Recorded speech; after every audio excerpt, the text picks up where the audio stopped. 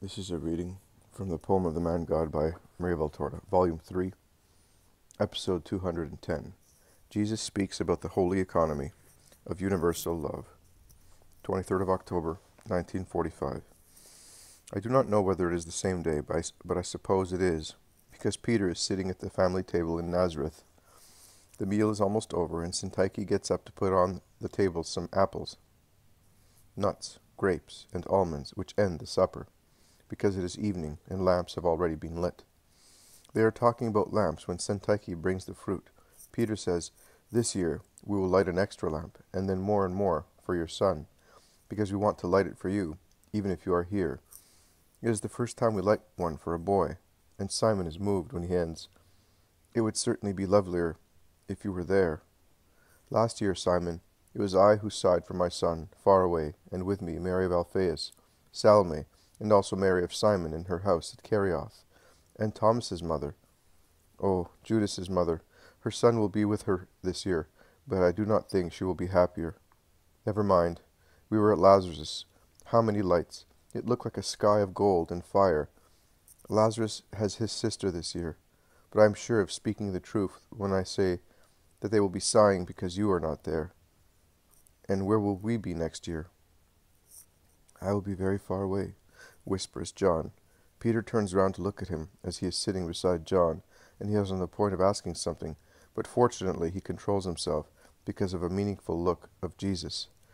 Marjam asks, "Where will you be?" "By the mercy of the Lord, I hope to be in Abraham's bosom." "Oh, do you want to die? Do you not want to evangelize? Are you not sorry to die before evangelizing? The word of the Lord is to be announced by holy lips. It is a great favor if you allowed me to hear it and redeem myself through it. I would have liked, but it is late." "And yet you will evangelize. You have already done so, so much so that you have attracted people's attention. You will therefore be called just the same, an evangelizing disciple, even if you do not travel about preaching the gospel. And in the next life, you will receive the prize reserved for my evangelizers." Your promise makes me desire death. Every minute in life may conceal a snare, and weak as I am, I may not be able to overcome it. If God receives me, being satisfied with what I have done, is that not great bounty which I must bless? I solemnly tell you that death will be supreme bounty for many, who will thus know to what extent man raves from a place where peace will comfort them for such knowledge, and will change it into Hosanna, because it will be linked to the unutterable joy of liberation from limbo. "And where shall we be in future years, Lord?" asks Simon Zealot, who has been listening diligently. "Where it will please the eternal Father. Do you want to engage the remote future when we are not certain of the moment in which we live, and whether we will be granted to end it? In any case, whatever the place where the future dedications will be celebrated, it will always be a holy one, provided you are there to fulfill the will of God." "Provided we are? And what about you?" asks Peter. "I will always be where my beloved ones are." Mary has never spoken, but her eyes have not ceased for one moment to scan the face of her son. She is roused by Marjam's remark, who says, "Mother, why have you put the honey cakes on the table? Why have you not put the honey cakes on the table? Jesus likes them, and they are good for John's throat, and my father likes them too." "And you too," concludes Peter. "As far as I am concerned, they do not exist. I promised. That is why I did not put them on the table, my dear," says Mary, caressing him, because Marjam is between her and Syntyche on one side of the table, while the four men are on the opposite side. "No, no, you can bring them. Nay, you must bring them, and I will hand them out to everybody." Syntyche takes a lamp, goes out, and comes back with the cakes. Marjam takes the tray and begins to hand them out. He gives Jesus the most beautiful one, golden and raised like one made by a master confectioner. The next one in perfection is for Mary. Then it is the turn of Peter, Simon, and Syntyche. But in order to serve John, the boy gets up and goes beside the old sick teacher and says to him, I am giving you yours and mine with a kiss to thank you for what you teach me." He then goes back to his place, lays the tray in the middle of the table resolutely, and folds his arms. "You make this delicious cake go the wrong way," says Peter, when he sees that Marjam does not take any, and he adds, "At least a little bit. Here, take some of mine, so that you will not die to have some. You are suffering too much. Jesus will let you have it. But I did not suffer. I would have no merit, Father. I offered this sacrifice exactly because I knew that it would make me suffer. After all, I have been so happy since I made it that I seem to be full of honey. I taste it in everything, and I even seem to breathe it in the air. That's because you are dying to have some. No, it's because I know that God says to me, "You are doing the right thing, my son." The Master would have satisfied you even without this sacrifice. He loves you so much.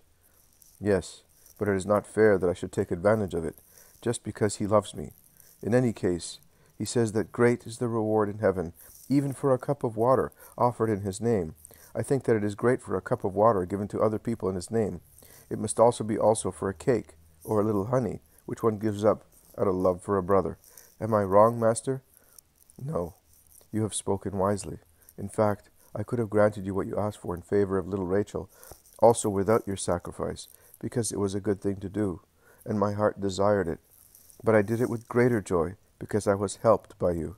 The love for our brothers is not confined to human means and limits, but it rises to much higher levels.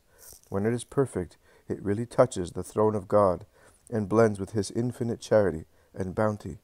The communion of saints is just this continuous activity. As God works continuously and in every way to assist our brothers both in their material and spiritual needs, or in both, as it is in the case of Marjam, who relieves Rachel of her illness by obtaining her cure, and at the same time he relieves the dejected spirit of old Johanna, and kindles greater and greater trust in the Lord in all the hearts in the family.